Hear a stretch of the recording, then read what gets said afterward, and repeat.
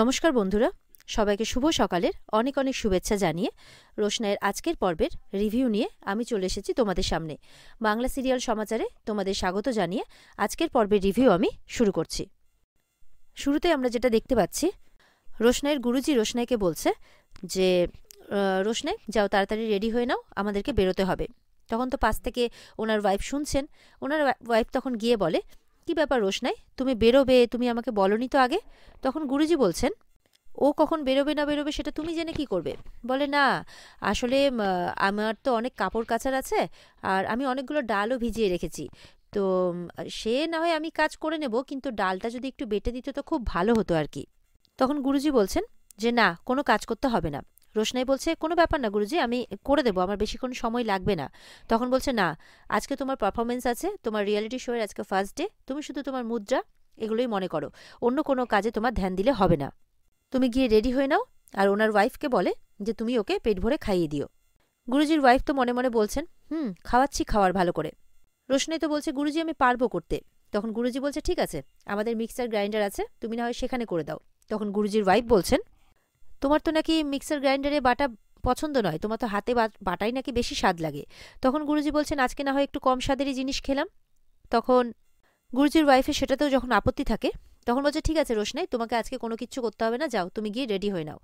আর তিনিও রেডি হতে চলে যান।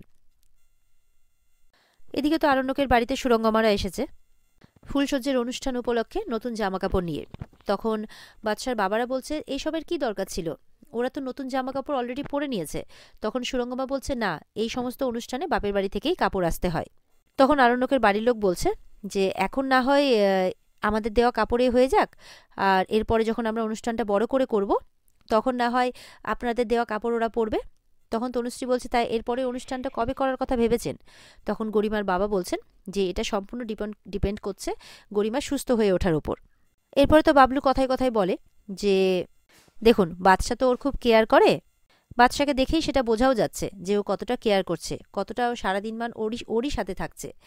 এই যত ঝামেলা হয়েছিল সব ওই মেয়েটার জন্য, ওই মেয়েটাই সমস্ত কিছু করেছিল।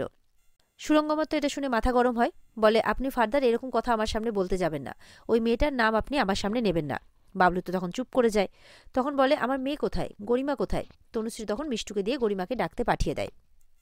এরপরে তো গরিমাকে নিয়ে আসা হয়। গরিমা হুইল চেয়ারে বসে রয়েছে, গরিমা লাল রঙের একটা শাড়ি পরে আছে, গরিমাকে সাজানো হয়েছে খুব সুন্দর করে। আরণ্যকেও হোয়াইট কালারের ড্রেস পরে আছে আর কি।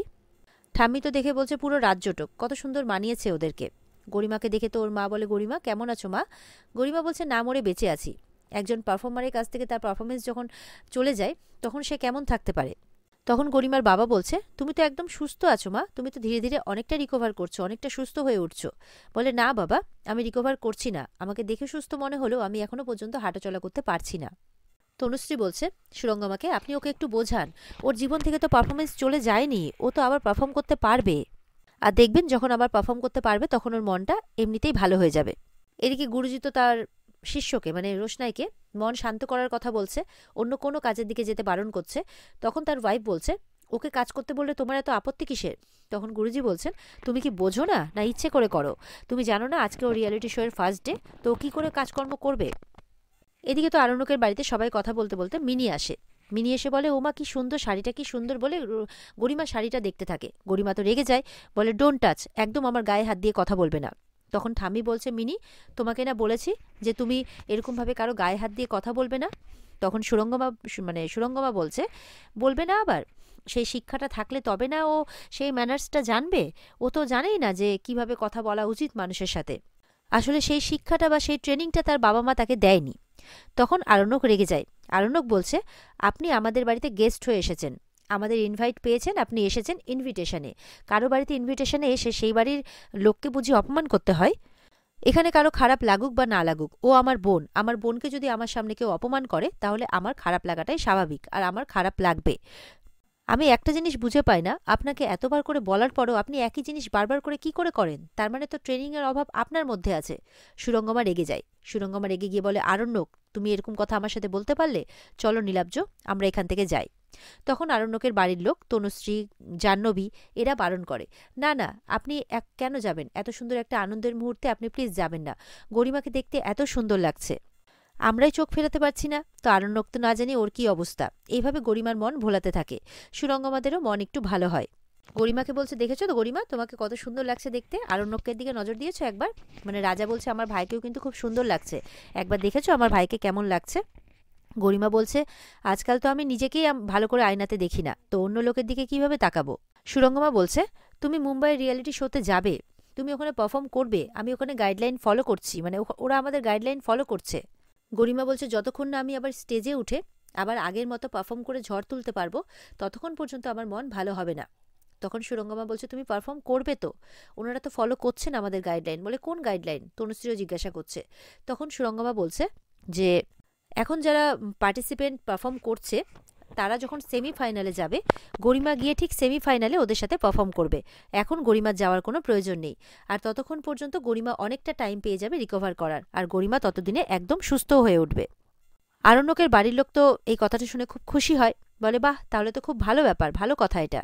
গরিমা তখন বলছে, আমি তো আর বাচ্চা মেয়ে নই মা, যে তুমি এটা সেটা বলে আমাকে ভুলিয়ে রাখবে। আমি তো বুঝতেই পারছি যে আমি যেখানে হাঁটাচলা করতে পারছি না ঠিক করে, আমি সেখানে পারফর্ম কি করে করব। এরপরে তো গরিমার সাথে কথা বলতে বলতে মিনি বলে ওঠে, সবকিছু তো আপনার জন্যই হয়েছে সুরঙ্গমা ম্যাডাম। আপনি তো রোশনার শাড়িতে যদি আগুনটা না লাগাতেন, তাহলে তো আপনার মেয়ের গায়ে আগুনটা পড়তো না, আপনার মেয়ের গায়ে আগুনটা লাগতো না, আপনার মেয়ের এইরকম অবস্থা হতো না। আমার মা সবসময় বলে যে অন্যের ক্ষতি করতে নেই, অন্যের খারাপ চাইতে নেই, তাহলে সেটা নিজের ঘরেই আসে। আপনি রোশনার ক্ষতি করতে চাইলেন, আর ক্ষতিটা আপনার মেয়ের হলো। সুরঙ্গমা তো এই কথা শুনে রেগে যায় মিনির উপরে। তখন ঠাম্মি মিনিকে আবারও চুপ করতে বলে, কিন্তু তখন জাহ্নবী বলছে, ওকে বলে কি লাভ? ও তোমাদের সবার আদরের, বুঝতে পারছি, সেটা হওয়াটাই স্বাভাবিক, কিন্তু ও তো সকাল থেকে আমারও পেছনে পড়েছে, আমাকে যা নয় তাই কথা শুনিয়ে যাচ্ছে। কিন্তু রাজা একটুও সেটা হয়ে প্রতিবাদ করেনি। রাজা জাহ্নবীকে চুপ করতে বলছে, বলে, না, আমি কেন চুপ করব? ও যা নয় তাই আমাকে বলবে, আমি না হয় শুনে নিচ্ছি, তুমি না হয় শুনে নিচ্ছ, কিন্তু বাদশাকে এটা সহ্য করবে? যখন বাদশার বউকে, গরিমাকে যখন ও উল্টোপাল্টা কথা বলবে, তখন কি বাদশা সেটা মেনে নেবে? বাদশা মিনিকে চুপ করতে বললে মিনি তখন বলছে, আমি কি করব? আমার তো রোশনাইয়ের জন্য মন খুব খারাপ করে। রোশনাইয়ের তো আর কোনো খোঁজই পাওয়া যাচ্ছে না। এরা সবাই মিলে রোশনাইকে তাড়িয়েছে, আমি জানি ভালো করে, এরা সবাই মিলে রোশনাইকে তাড়িয়েছে। আমার তো রোশনাইয়ের জন্য মনটা খুব খারাপ করছে, আমি কি করব? গরিমা বলছে, এখন কি তাহলে রোশনাইয়ের জন্য শোকসভা পালন করা হবে? তখন আরণ্যক বলছে, কেন? ওই মেয়েটা কে যে ওই মেয়েটার জন্য শোকসভা পালন করা হবে? জাস্ট কটা দিনের জন্য আমাদের বাড়িতে ছিল, ওই মেয়েটাকে নিয়ে আমরা কেন ভাববো? কে রোশনাই? এরকম ভাবে বলছে আরণ্যক। মিনিকেও তখন চুপ করতে বলে আরণ্যক।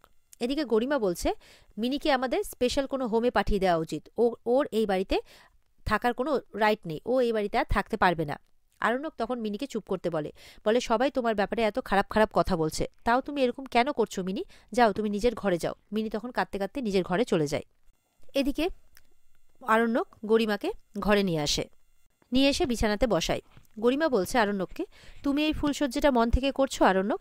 তখন আরণ্যক বলছে, হ্যাঁ, অবভিয়াসলি, কেন তুমি এরকম কথা বলছো? বলছে, আমি তোমার মনের ভেতরটা দেখার চেষ্টা করছি, কারণ তোমার মুখের কথা আমি আর বিশ্বাস করি না। তারপর বলছে, যেই বিয়েটা হয়নি এখনো পর্যন্ত, তার আবার কিসের ফুলসজ্জে? আরণ্যক বলছে, দেখো, বিয়ে দুটো মনের মিলনের, মানে মনের মধ্যেও হয়। আমরা দুই মনে মনে দুজন দুজনকে মেনে নিয়েছি, তাহলে এত রিচুয়ালসের কি দরকার আছে? তখন গরিমা বলছে, সেই তো, তাহলে আজকের অনুষ্ঠানের জন্য এত কিছু ঘটা করার কোন দরকার ছিল? এমনিও তো হতে পারতো। তখন আরণ্যক বলছে, আসলে বাড়ির লোকজন ওরা একটু আনন্দ করতে চেয়েছিল, এই আর কি। তখন গরিমা বলছে, তুমি চাওনি? বলছে, এতে আমার চাওয়া না চাওয়ার কি আছে? আমার তো অবশ্যই ভালো লেগেছে। গরিমা বলছে, না, না চাইলে তুমি বারণ করতেই পারতে। আরণ্যক বলছে, দেখো, সবাই যদি একটু খুশি আনন্দ করতে চায় তাহলে অসুবিধের কি আছে, আর তুমিও তো তাছাড়া বারণ করনি। গরিমা বলছে, আচ্ছা, আজকে ফুলসজ্জের রাতে তুমি আমাকে কি গিফট দেবে? তখন আরণ্যক বলছে, গিফট? হ্যাঁ, দেবো তো। তুমি আগে সুস্থ হয়ে যাও, তারপর তোমাকে নিয়ে গিয়ে আমি তোমার পছন্দ অনুযায়ী গিফট কিনে দেবো। গরিমা তো খুব হাসছে। আরণ্যক বলছে, হাসছো কেন? বলে যে সিচুয়েশন ওয়াইজ সেখান থেকে কি করে কেটে পড়তে হয়, কি করে বেরিয়ে যেতে হয়, খুব ডেসপারেটলি মিথ্যে কথা কি করে বলতে হয়, এটা তোমার থেকে বেটার কেউ জানে না। আরণ্যককে বলছে গরিমা। আরণ্যক তো চুপ করে থাকে। আরণ্যক বলে, দেখো গরিমা, এই সিচুয়েশনে তোমার ভালো হয়ে ওঠাটা খুবই জরুরি। গরিমা বলছে, হ্যাঁ, তো ভালো হয়ে উঠলে তো তুমি ফ্রি হয়ে যাবে, তাই না? আরণ্যক বলছে, না, তুমি ভালো হয়ে উঠলে তুমি ভালো করে পারফর্ম করতে পারবে, তোমার মন ভালো হবে, তুমি তোমার পারফরমেন্সে ফিরে যেতে পারবে, তুমি তোমার নাচের জগতে ফিরে যেতে পারবে, তোমার স্বপ্ন পূরণ করতে পারবে। সেই জন্য আমি চাইছি যে তুমি ভালো হয়ে ওঠো। এরপরেও যখন আরণ্যককে অবিশ্বাস করছে গরিমা, তখন আরণ্যক বলছে, এত অবিশ্বাস, এত সন্দেহ যখন আমাকে নিয়ে, তাহলে তুমি আমাকে বিয়ে কেন করেছো বলো? তখন গরিমা বলছে, কি করব বলো, তোমাকে ভালোবেসেই তো আমি মরেছি না, আমি তো তোমাকে ছাড়া থাকতেই পারি না, তোমাকে ছাড়ার কথা কখনো ভাবতেও পারি না, তোমার থেকে আলাদা থাকার কথাও ভাবতে পারি না, সেখানেই তো আমার সমস্যা। আরণ্যক চুপ করে থাকে। এদিকে দেখা যাচ্ছে যে গুরুজির ওয়াইফ রোশনাইকে আবারও ডেকেছে, ডেকে বলছে যে রোশনাই, এই ডালটা না বেটে কিন্তু তুমি কোথাও যাবে না। রোশনাই বলছে, হ্যাঁ হ্যাঁ দিন না, আমি বেটে দিচ্ছি। তারপরে বলছে যে আচ্ছা, আপনার বাড়ি থেকে আজকে কোনো গেস্ট আসবে? বলছে, কেন বলো তো? বলে, না আসলে অনেকগুলো ডাল বাটা তো, তাই জন্যে। রোশনাই জিজ্ঞাসা করছে। তখন ওনার ওয়াইফ বলছেন যে আসলে আমি না এইটুকু রান্না করতে পারি না, আমি রান্না করে আসলে পাড়া প্রতিবেশী আত্মীয় স্বজন বন্ধু বান্ধব সবাইকে দিই, সেই কারণেই। আর তাছাড়া আজকে আমি একটা স্পেশাল ডিশ বানাবো, ধোকা। শুনেছ নাম কোনোদিনও? রোশনাই কোনো উত্তর দেয় না, ও সোজা ডাল বাটতে শুরু করে দেয়। এরপরে গুরুজির ওয়াইফ বলছে, এই শোনো, তুমি যে এতগুলো ডাল বাটছো, তুমি না তোমার গুরুজিকে বলবে না যে আমি তোমাকে দিয়ে এতগুলো ডাল বাটিয়েছি। তুমি এক কাজ করো, যেইটুকু অংশ তার বাটা হয়ে যাচ্ছে সেইটুকু অংশ তুমি আমাকে দিতে থাকো, আমি নিয়ে নিয়ে বরঞ্চ ফ্রিজে ভরে দেবো। আর তুমি কিন্তু খবরদার বলবে না যে আমি তোমাকে দিয়ে এতগুলো ডাল বাটিয়েছি। তারপরে আবারও বলছে, এই তুমি কি ভাত খাবে? কারণ যা ব্রেড ছিল তোমার মানে গুরুজি তো খেয়ে ফেলেছেন, তো আমি এই বেলা কিছু খাবো না, আমার এই বেলা উপোস। তখন রোশনাই বলছে, না না থাক, আমার কিছু লাগবে না, আমি চা বিস্কিট খেলেই আমার হয়ে যাবে। তখন বলছে, আচ্ছা বেশ তাই হবে, তাই খেও। তাহলে কিন্তু তুমি গুরুজিকে বলে দিও যে আমি তোমাকে পেট ভরে খাইয়ে দিয়েছি, কেমন?